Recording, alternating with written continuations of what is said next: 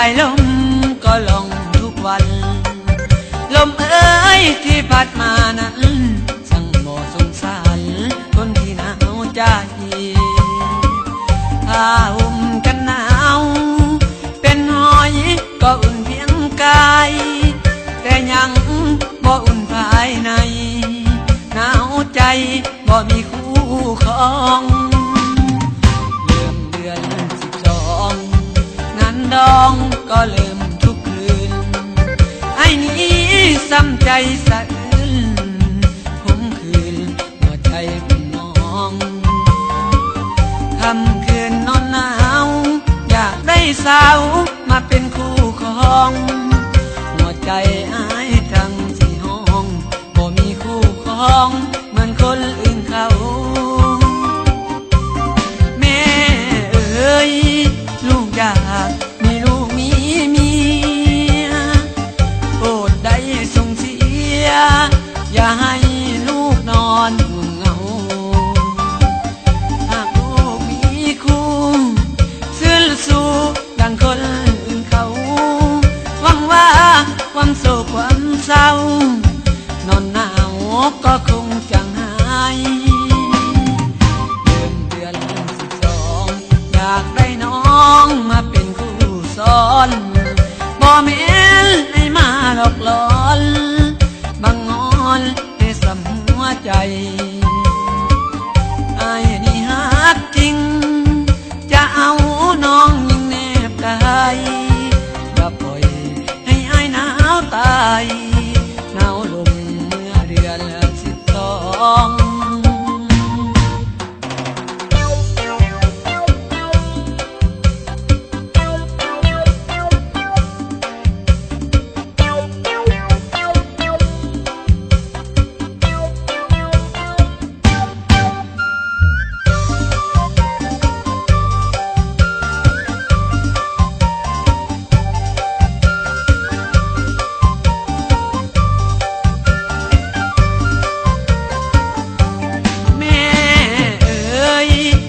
อยากมีลูกมีเมี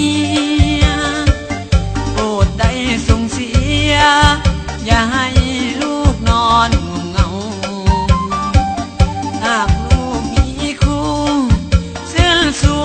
ดังคนอื่นเขาหวังว่าความโศกความเศร้านอนหนาวก็คงจะหายเริ่มเดือน12อยากได้น้องมาเป็นคู่ซ้อน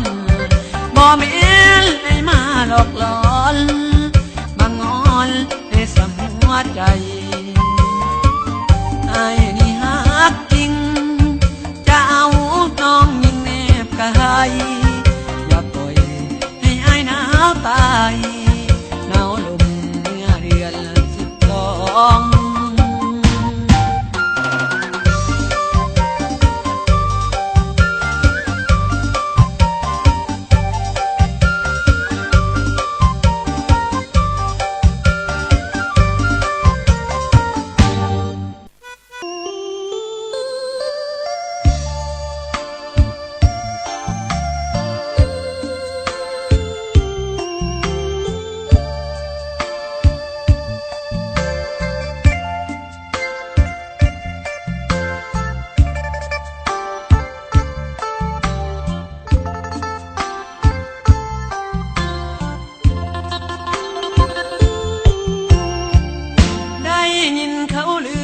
เขาสามานานเขาลือว่าสาวโรงงานตัดเสียตัวเสียทีถือเขาหลอกลวงซ้ำสวงในดวงลือดีเขาลือว่าเศรษฐีย่ำยีแล้วหนีจากลาพออายได้ยินเขาสาลือไปว่าน้องเจ็บซ้ำในใจเหมือนไฟ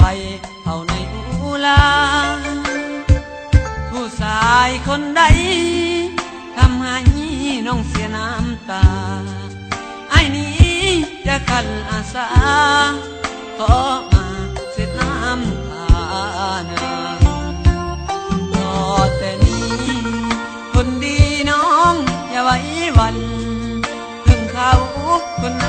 จากไปอายจะหักไว้บ่นายนี้ลูกอยู่ในท้องของน้องบ่ต้องสิ้นหวังอายขอเป็นพ่ออีนางขอเพียงนางน้องอย่าหลายใจ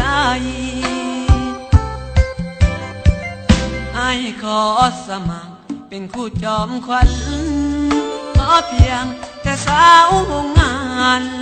ตัดหยิบน้องอย่าหลายใจอดีตผ่านมาคิดเสียว่าเป็นฝันผ่านไปถึงน้องจะเสียเด่นสายอายจะหักไว้บ่นายนี้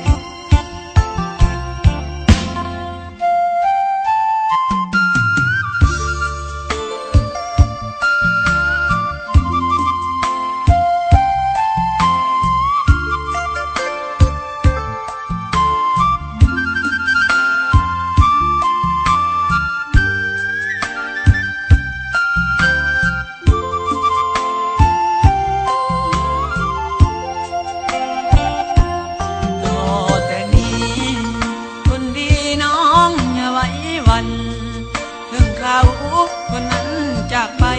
อายจะหักไว้บ่นายนี้ลูกอยู่ในท้องของน้องบ่ต้องสิ้นหวัง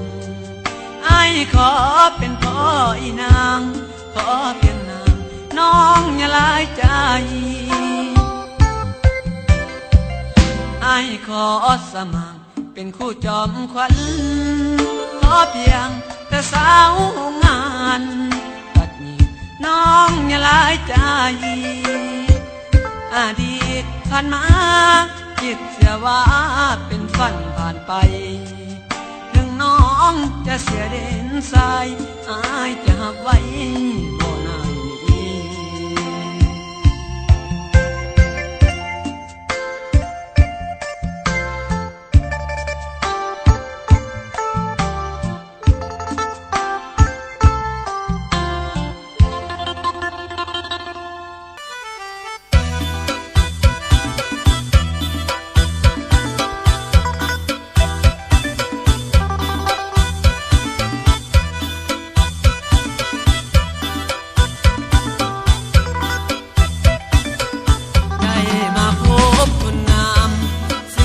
สาวเล่โอ้สาวเล่บ้านนาทางตะวันได้พบน้องคืนนั้นสุขสำราญพบในงานผ้าป่าสามัคคีโอ้สาวเล่บ้านนาเจ้าสวยเด่นเหมือนพระจันทร์วันเพ็ญพร้อมเป่งสีอายขอฝากนักน้องฝากไม่ตีโปรดสงสารปานีและเห็นใจ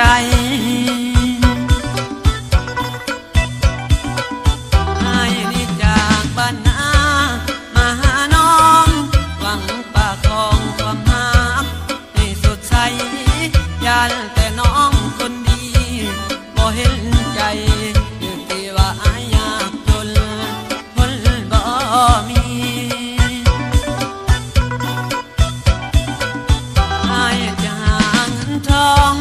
มาขอแต่ง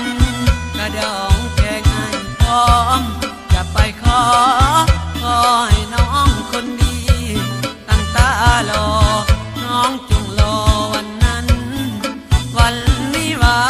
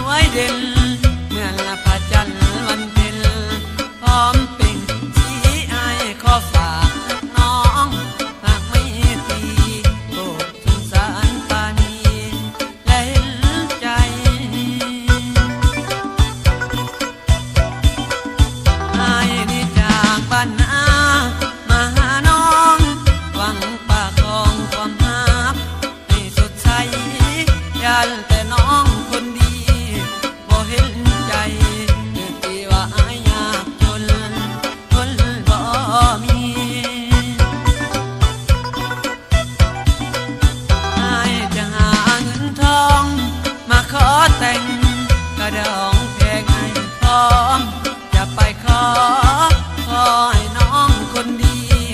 ตั้งตารอน้องจงรอวันนั้น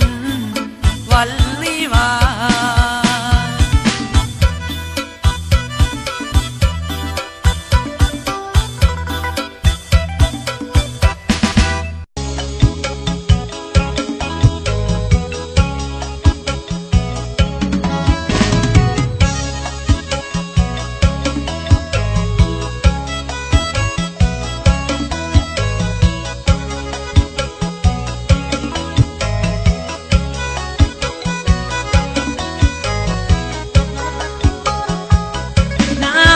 ไหล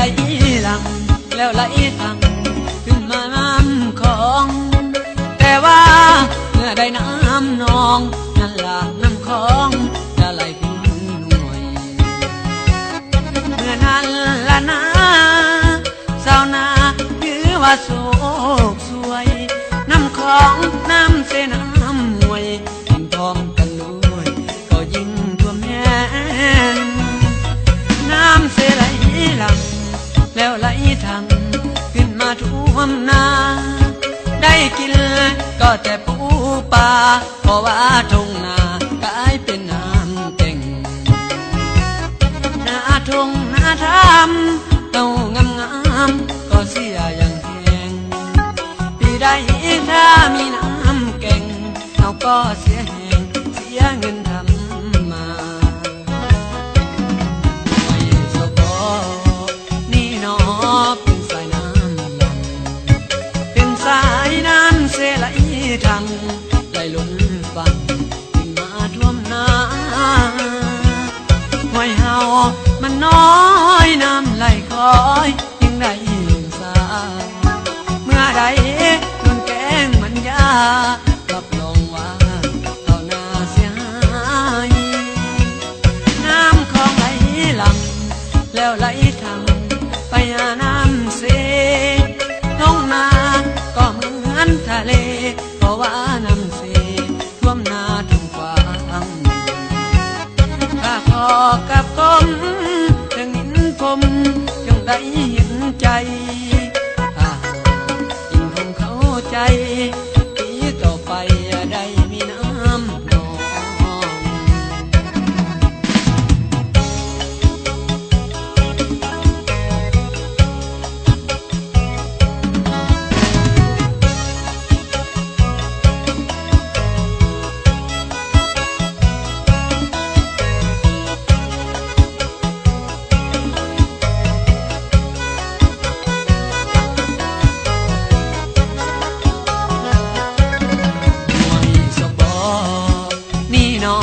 งเป็นสายน้ำล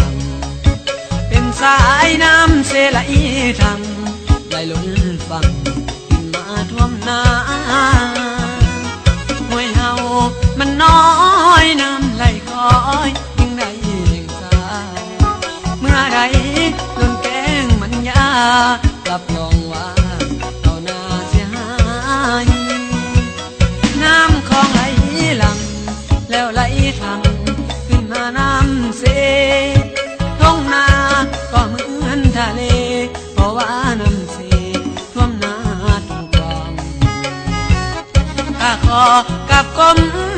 ถึงหินผมจงได้เห็นใจถ้า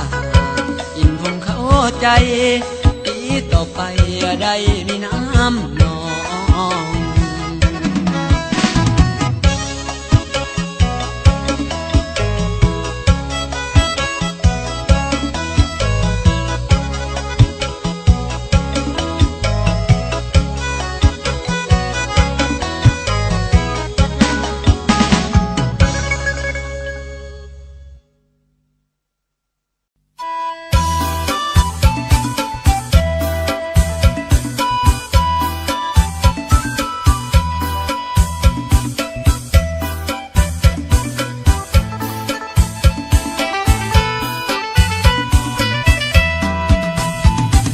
ไปผัวบ่ได้จมว่าแต่เมียกลับมาซ้ำมาว่าให้ผัวหาเว้าเฮาบ่เบิ่งครอบครัวหาเว้าเฮาบ่เบิ่งครอบครัวหา วนี่บ่หางานทำผัวไปว่าแต่ผัวไปเที่ยวหากินตั้งแต่เช้าจนค่ำผัวไปก็เพื่อไปหางานทำผัวไปก็เพื่อไปหางานทำอยากได้เงินคำก็ต้องออกแรงออกมือผัวไปกินเหล้าเมาเบียร์ก็เห็นหน้าเมียเอิ้นน้ำทุกเดือเบามามันลดเป็นตาเบื่อเบามามันลดเป็นตาเบื่อถ้าผัวบ่เมื่อเมียก็ด่าให้หายเมียไปบอกว่าจะไปหาเงินแต่แล้วไปเพลินกับผู้ชายคนใหม่ผัวเว้าเจ้าก็บ่สนใจผัวเว้าเจ้าก็บ่สนใจผัวบ่ให้ไปเมียก็บ่เคยฟัง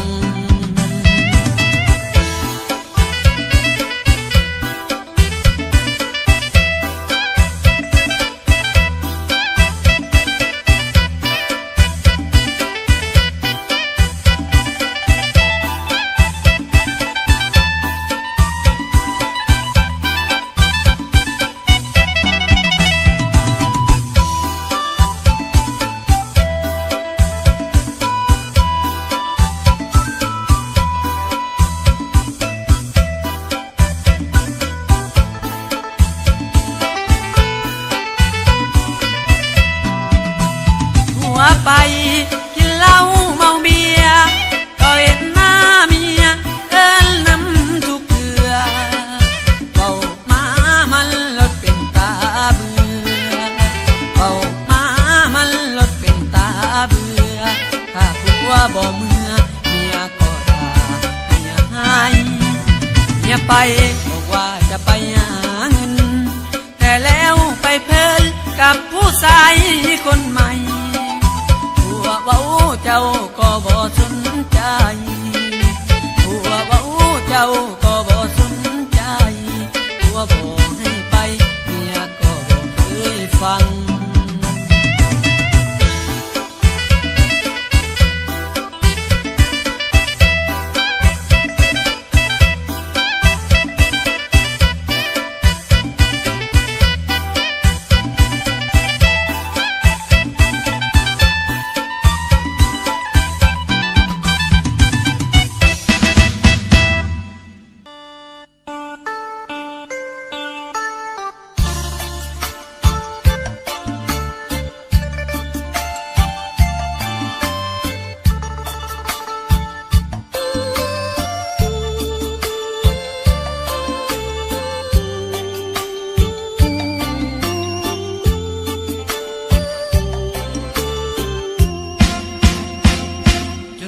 เขียนส่งลงวันที่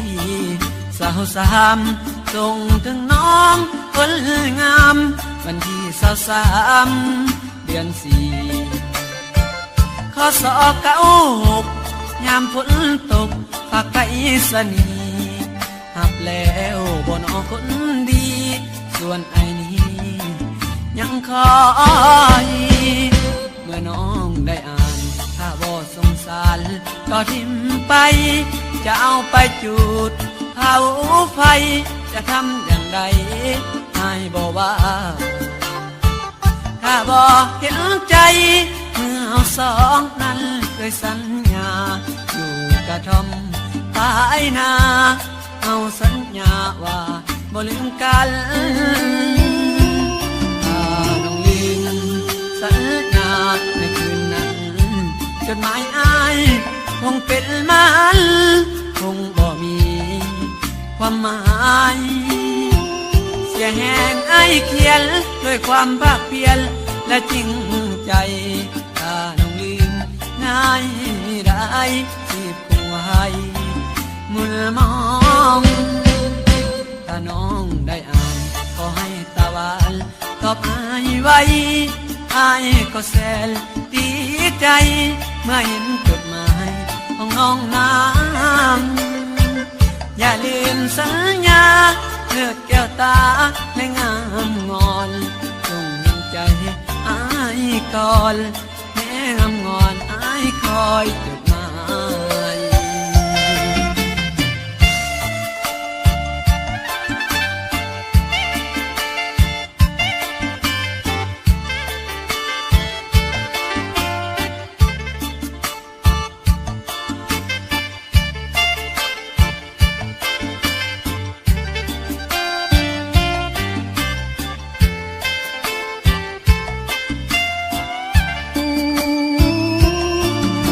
น้องลืมสัญญาในคืนนั้นจดหมายอายคงเป็นมันคงบ่มีความหมายเสียแหงไอเขียนด้วยความภาคเพียรและจริงใจถ้าน้องลืมนายได้ที่คงไว้มุลมองถ้าน้องได้อ่านขอให้ตะวันตอบอายไว้อายสุดแสนดีใจเมื่อเห็นจดหมายของน้องนางอย่าลืมสัญญาเกิดแก้วตาและงามงอนจงเห็นใจอายก่อนแม่งามงอนอายคอย